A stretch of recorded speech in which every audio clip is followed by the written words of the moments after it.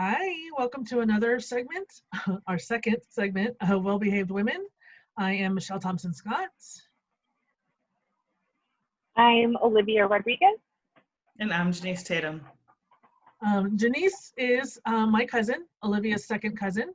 And we've asked her here because she, like us, we're having the same thoughts and conversations on a regular basis regarding what's going on in our world right now with race relations.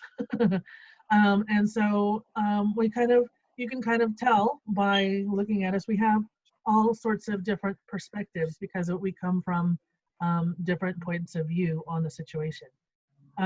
So the first thing I'm going to do is I am going to show this video that has been making its way around Facebook. It's very, very powerful, and we're going to talk about it in just a second. Share it.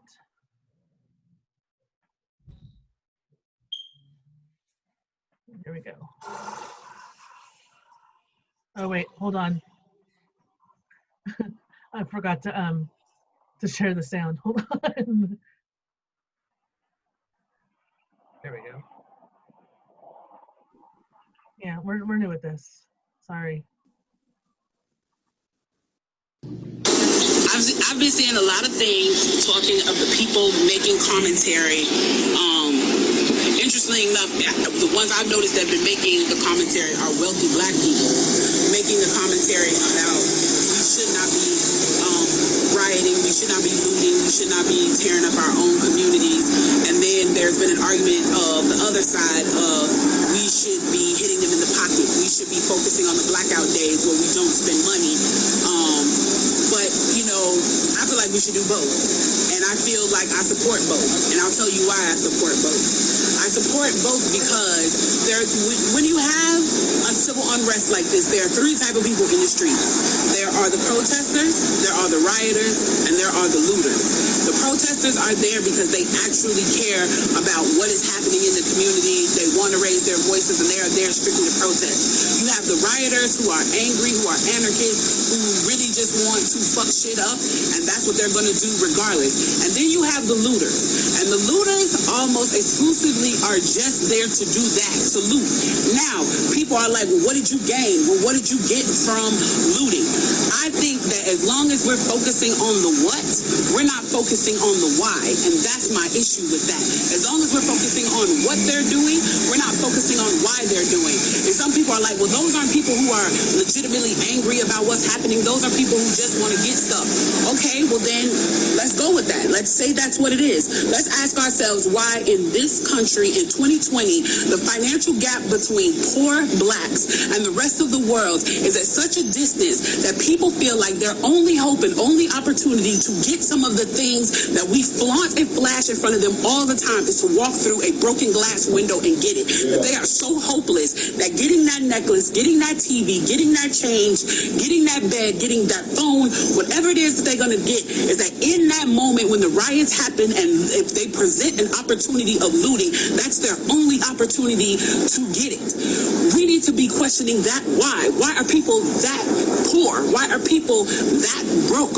Why are people that food insecure, that clothing insecure, that they feel like their only shot, that they are shooting their shot by walking through a broken glass window to get what they need? And then people want to talk about, well, there's plenty of people who pulled themselves up out of bootstraps and got it on their own. Why can't they do that? Let me explain to you something about economics in America. And I'm so glad that as a child, I got an opportunity to spend time at Push where they taught me this, is that we must never forget that economics was the reason that Black people were brought to this country. We came to do the agricultural work in the South and the textile work in the North. Do you understand that? That's what we came to do. We came to do the agricultural work in the South and the textile work in the North. Now, if I right now decided that I wanted to play Monopoly with you, and for 400 rounds of playing Monopoly, I didn't allow you to have any money, I didn't allow you to have anything on the board, I didn't allow for you to have anything. And then we played another 50 rounds of Monopoly, and everything that you gained and you earned while you were playing that round of Monopoly was taken taken from you. That was Tulsa. That was Rosewood. Those are places where we built Black economic wealth, where we were self-sufficient, where we owned our stores, where we owned our property, and they burned them to the ground. So that's 450 years. So for 400 rounds of Monopoly, you don't get to play at all. Not only do you not get to play, you have to play on the behalf of the person that you're playing against. You have to play and make money and earn wealth for them, and then you have to turn it over to them. So then for 50 years, you finally get a little bit and you're allowed to play. And every time that they don't like the way that you're playing, or that you're catching up, or that you're doing something to be self-sufficient, they burn your game. They burn your cards. They burn your Monopoly money. And then finally at the release and the onset of that, they allow you to play and they say, okay, now you catch up. Now at this point, the only way you're going to catch up in the game is if the person shares the wealth, correct? But what if every time you share the wealth, then there's psychological warfare against you to say, oh, you're an equal opportunity hire. So if I played 400 rounds of Monopoly with you and I had to play and give you every dime that I made, and then for 50 years, every time that I played, if you didn't like what I did, you got to burn it like they did in Tulsa and like they did in Rosewood, how can you win? How can you win? You can't win. The game is fixed. So when they say, why do you burn down the community? Why do you burn down your own neighborhood? It's not ours. We don't own anything. We don't own anything. Trevor Noah said it so beautifully last night. There's a social contract that we all have, that if you steal or if I steal, then the person who is the authority comes in and they fix the situation. But the person who fixes the situation is killing us. So the social contract is broken. And if the social contract is broken, why the fuck do I give a shit about burning the fucking Football Hall of Fame, about burning a fucking Target? You broke the contract when you killed us in the streets and didn't give a fuck. You broke the contract when for 400 years we played your game and built your wealth.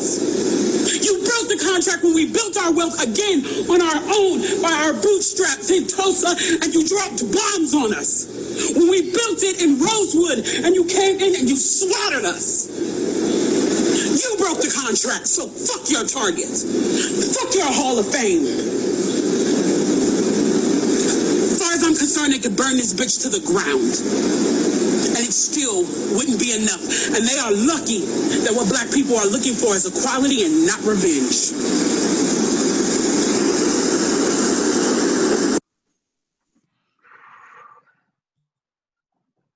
Wow. So strong. I'm glad I couldn't actually see it. Just had to sit here and listen. It was, yeah. That's a lot. Yeah. So heavy, right? I mean, but it's true. There's nothing she said that isn't true. Not one thing. No. And I wonder sometimes after watching her and after watching Chappelle, how in the world do Black people even have it in them to want to be my friend?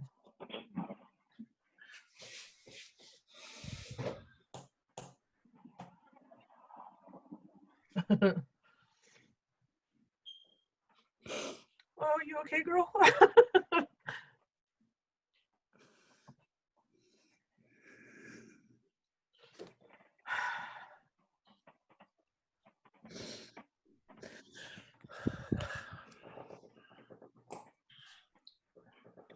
I'm sorry about that. Sorry. It's okay. It's okay, and I'm sorry too. I mean, I'm sorry. Are there enough sorries in the world? It's too much. I mean, everything she talked about, I'm sorry. Everything she talked about, that's the real life part. That's the struggle. That's the fight. That's what we all have inside of us to keep going after. But watching films, video after video, of Black people being killed, it takes its toll mentally and emotionally. And the punishments that are handed down in comparison. Yep. And you're supposed to feel like you're equal, and people are like, yeah, you do matter, and you are equal. And then you watch somebody that looks just like my brother get killed, or and the lack of concern for human life is insane. And to be told your whole life that you're the head and you're the best and the world is yours and anything you want is there, and you need not be concerned about anyone that doesn't look like you, and they've been conditioned for that for their whole lives. How do you beat that? How do you win? How do you change that? You can't even change it because it just keeps getting passed down and taught. It's infuriating, and you can't hide from it. You can't go to sleep and wake up and it be gone. It's just the way it is. It's just the most infuriating part, right, is that, I think one, there's a lot of privilege just for me being where I am. I feel like I'm kind of in a bubble where we're all seeing, or I guess for the majority of Los Angeles, right? Like, we get it. And you don't really see a whole lot of people being, or going against this anger, or going against these movements. Yeah.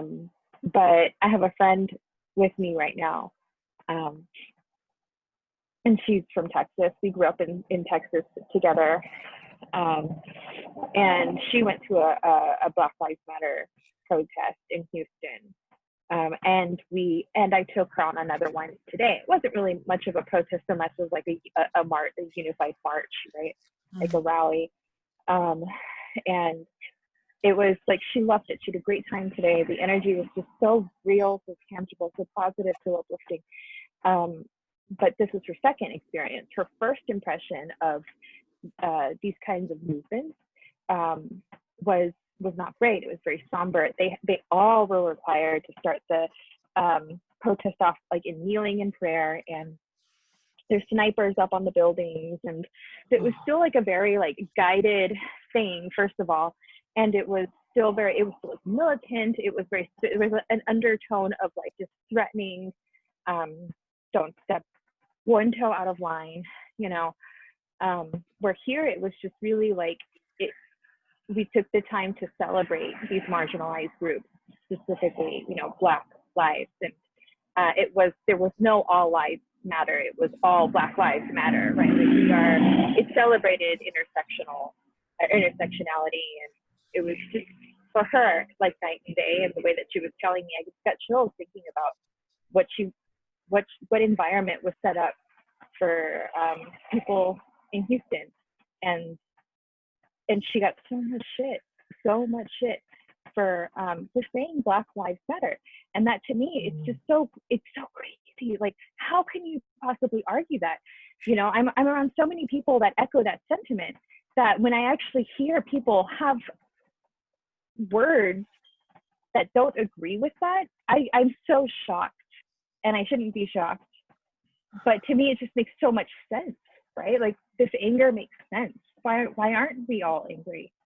Well, and and I'm up here in Fresno, and Fresno, as you know, Olivia, is mini Texas. And they've had several rallies at the Universalist Unitarian Church, and they have a sign that's out there, that's been out there for a couple of years now. Well, it's not the same sign, because they keep having to replace it because people keep cutting it down or vandalizing it. That says all Black Lives Matter. And not all Black lives, but it says Black Lives Matter. And it keeps getting torn down. It keeps getting vandalized. And I don't understand it. How does it personally hurt you as a white person that we're saying that Black Lives Matter? I mean, how is that even taking anything from you? It's a threat. It's a threat. I mean, as soon as Black Americans were no longer property. They lost their reason for even being around. Went from being property and free labor to being competition in the field. Went to being a drain on the economy, and just the way that white America viewed African American people that were brought from Africa as a service provider, a free service provider. It was just a drain on the system. They were like, and then, even watching a lot of the stories that I grew up watching, even seeing how once Black Americans were actually truly free and could actually go after work, and usually wherever you were a slave, you were paid, some tiny wages to be legal. But white men were competing against Black men in the field for work. Poor white men, had to go up against these big burly Black men, or silverbacks as they called them. And it was like, you're cheaper, you're worth really? less, I don't have to pay you as much. That's what field workers were called, silverbacks. And we don't have to pay you as much, and you work just as fast, and I have dominance over you. Versus, Billy Bob up the road that's going to come work in the field, and he wants full pay. And, so Black Americans became competition, so that's where a lot of the hate came from as we, transitioned from being slaves.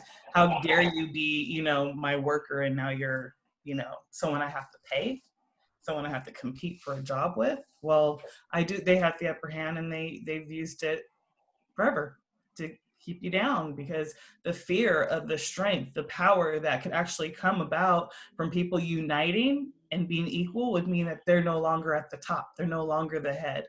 They're just like everybody else. And there's fear in that. So you can't give way to people uniting. So if people are protesting, I'm going to put my snipers on the building and make you afraid and make you feel like, you have a voice, but to a minimum. And when I say your voice is done, it's done. I'm still in control. It's a control thing, and it's a fear.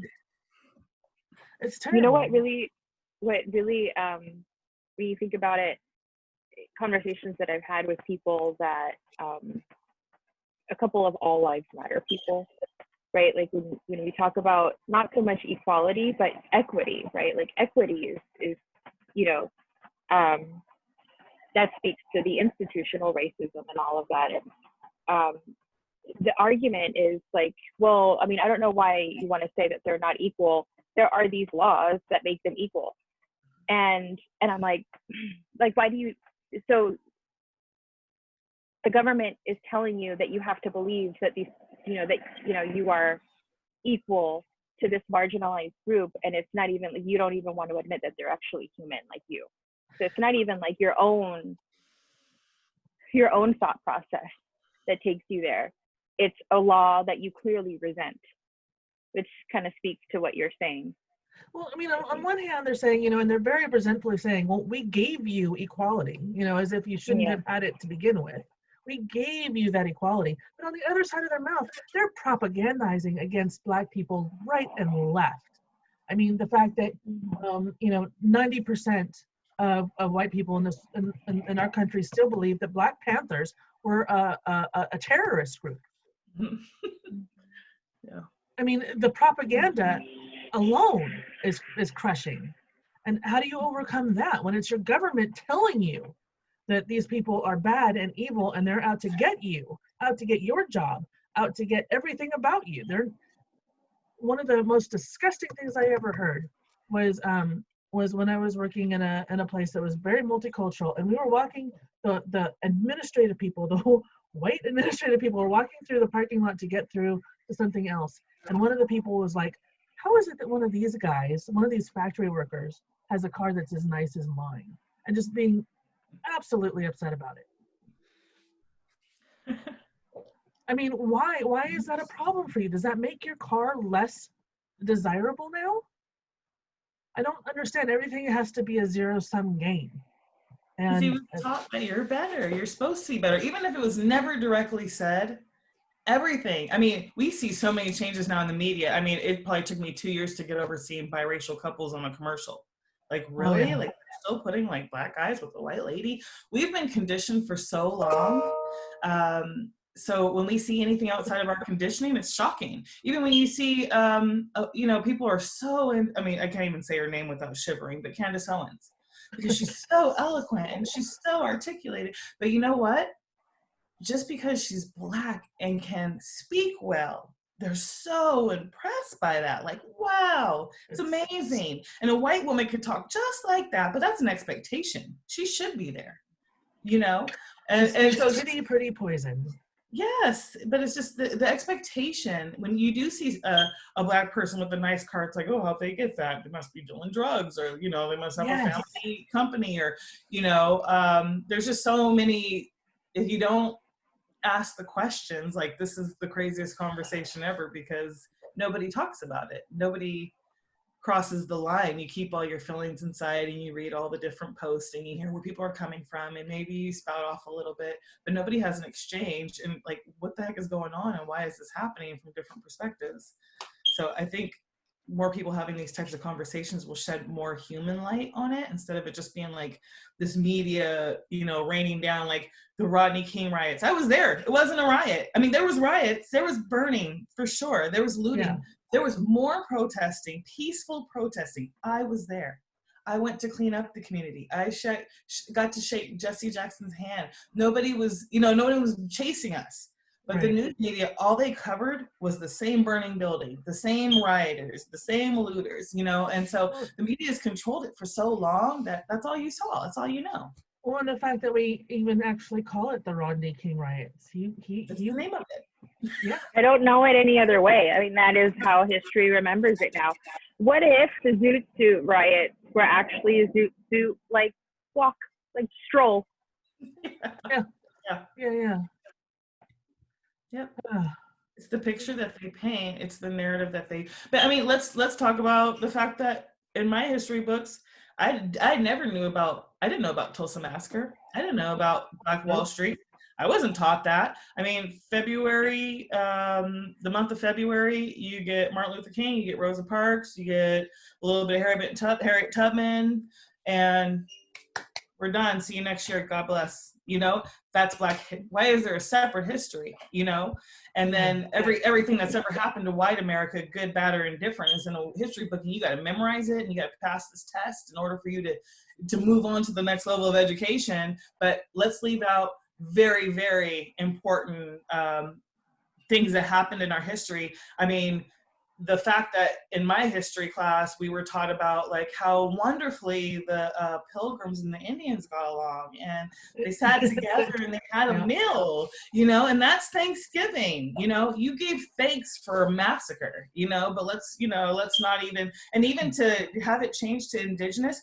I was walking by 2 years ago in downtown LA, and they were protesting to not be called Indians. Still. Right. It's so crazy, the control that's been given and how hard we have to fight for the most basic rights.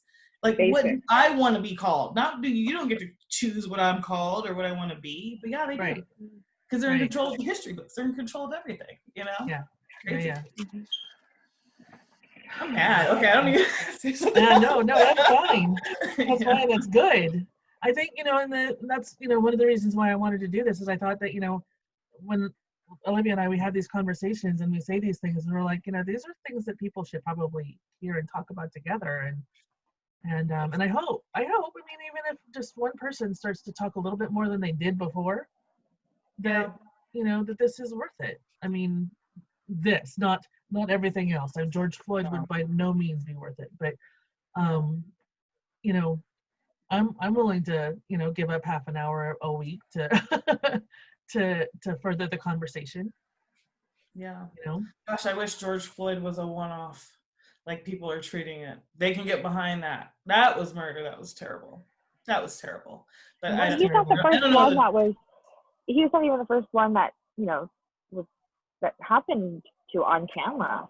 No, I don't know why it took him. It's an NFL player. Years. Yeah. I'm trying to think of his name. An NFL player was killed. He said he can't breathe. And he was like, Eric Garner? Anything. No. No? No. Eric Garner was selling loose cigarettes in front of a store. I know, but I mean the first one on camera. I don't remember the first one on camera. saying I can't breathe. Oh, I'm actually looking for it because I actually saved it to a tab, and I actually said I don't send me this stuff anymore. I don't even want to see it anymore. Gosh, I don't have his name down. It's just the NFL player, and I remember watching it when it first got posted. He was in a parking lot. There are 3 cops on him. They throw him to the ground. He starts crying, and about 2 minutes later, he's dead. Maybe a minute later, he's dead. And then they're shaking him, they're saying, "Get up, get up," you know. And so it's very common. It's common. It's like it's because they're even conditioned to not value our lives. They're not conditioned to think anything more, you know. You're just kind of summed up in one heartbeat. And I get it, you know, they've got a hard job and they face lots of scary moments, you know, but I think their oath, you know, to our communities, I think it's not even a thing. I think it's just part of the process. It's like part of a tradition, but it's not something that they feel deeply inside. Like, I'm a part of this community. I'm here to bring peace. I'm here to bring safety and ensure this community, you know, has a standard, you know, of so protected. But that's just something you just say once you pass your academy, which is what, 6 months long? Something like that. Something like that. Well, I mean, like, one thing I want to mention, because we're almost hitting the, we got about 5 more minutes before the half-hour mark. I wanted to talk about Dave Chappelle's thing before. That was surprising in that it was not comedy per se. It was his comedy, half-hour comedy special. It's on Netflix and on YouTube, called 8:46, which is the amount of time that the police officer had his knee on George Floyd's neck as he died. And the one thing that he said that really just sticks out to me so much is any N-word, any person who survives this goddamn nightmare is my hero. And by what standard do we say we have survived? It doesn't break you down. It doesn't. If you can make it through, you know, I mean, I count my blessings that in the morning when I'm making coffee, if I only cried once this week at the coffee maker before I have to enter into a building of 200 white people where I'm the only Black person in my employer, and I can smile and I can do what I'm supposed to do without having a big chip or, you know, being angry, then you're surviving. You're doing it. You're doing it the way you're supposed to be doing it. I think there's all kinds of survival tactics that we've just even started internalizing, that we've incorporated into our everyday, like our everyday normalcy, you know. It's just, I think in general, we have our ways of surviving. And I think what's so, like, we're all like fed up and putting down that proverbial foot is because like these people know what to do when they're faced with that situation, and it's just 100% out of their control at that point. They probably did everything. I mean, we're talking about Castro, right? He did everything he was supposed to do. He told that cop everything that he felt he needed to survive, and he still didn't survive. Right. He did all the things Mom said. Yeah. Well, you do the things you can do to survive, but when somebody has the upper hand on you, they ultimately hold your life in their hands. Yeah. And that's when people say, oh, well, why are you afraid when you get pulled over? If you're doing what you're supposed to be doing, then you have nothing to worry about. You know, the police are not something, they're your friend, you know, give your kids a sticker. I remember I would tell my kids, let's go, because I didn't want them to ever have this really comfortable feeling with someone that could take their life in an instant and not even lose an ounce of sleep over it, you know. It's funny because I mean, I remember, you probably remember this, Olivia, when you guys were young, and I would tell you, if we're in this place, you know, like when we go to the, you know, the Texas Fair or whatever, the Great Texas Fair, and I told them, find a police officer, they'll help you. I cannot tell that to my half Black child. I can't tell her that. I don't feel comfortable telling her that. Which is it's horrible. How protect and serve, right? Yeah. And I don't trust them to do either one of those things. And it's not because they're all bad. It's that, are you the percentage, the chance, are you going to even take 1% of a chance with your own kid's life that you might roll up on the one bad one? You don't know which ones had a bad day or hate Black people or fed up and jaded at their job and just got written up, or you don't know. But all I know is they have enough power to take your life and collect a check the next day without a problem. You know, it's even, let's look at a situation with that, what is it, Allison Cooper or someone, Amy Cooper or someone, and she really branded herself as a liberal. She was liberal, and she probably would have been out marching with everyone had she not had a moment where she didn't get her way, and like all this ugliness came out that she maybe even was surprised by after the fact, once everyone was there to call her out on it, in such a, you know, just angry way. Like, you know, everyone went after her, and I think she was able to look at herself and like see like, oh shit, yeah, I fucked up, my life is done now. But like, let's look at like the cops, right, that like shot. They didn't take a chance, a moment to really get the full story when that little boy was holding a toy gun. You know, it's like, it's so, when they're in a moment of where like, they don't know, they're having doubts, but they're the ones with the gun in their hands, and therefore they're the ones that's gonna come out ahead and like kill someone. Yeah, so I mean, like 2 seconds. like, he rolled up and 2 seconds later shot. Yeah. Without ever asking. No. Without, yeah. It's And Ms. Cooper, I mean, I saw more comments about the way she treated that dog than the way she was calling the cops. Yeah. But she knew, she was born, conditioned to know that if she wanted to call the cops and say anything she wanted to say, she could say it, and knew with full confidence her side was going to be taken first. Right. And you know, I feel as though she was probably one of those people on a Monday morning after another Black person was shot and killed by a police officer. They were probably around that meeting table saying, oh, what a shame, just terrible. They don't deserve that.